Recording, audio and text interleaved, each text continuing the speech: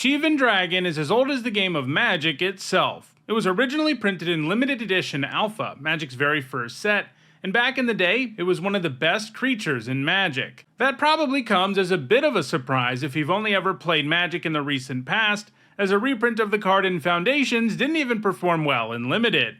However, back in 1994, during the early days of competitive Magic, Shivan Dragon was one of the best creatures in the game. Creatures back then were substantially worse than they are today. There were no inters or death triggers, and pretty much all creatures could do was attack and block.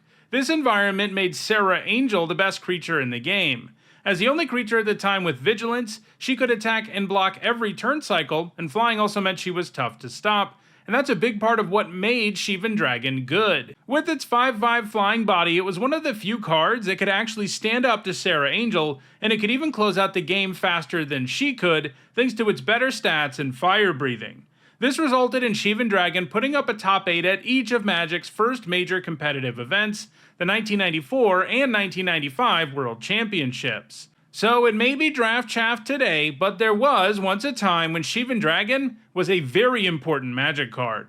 And if you want to know more about dragons in the history of competitive Magic, check out my MTG Top 10 on the subject.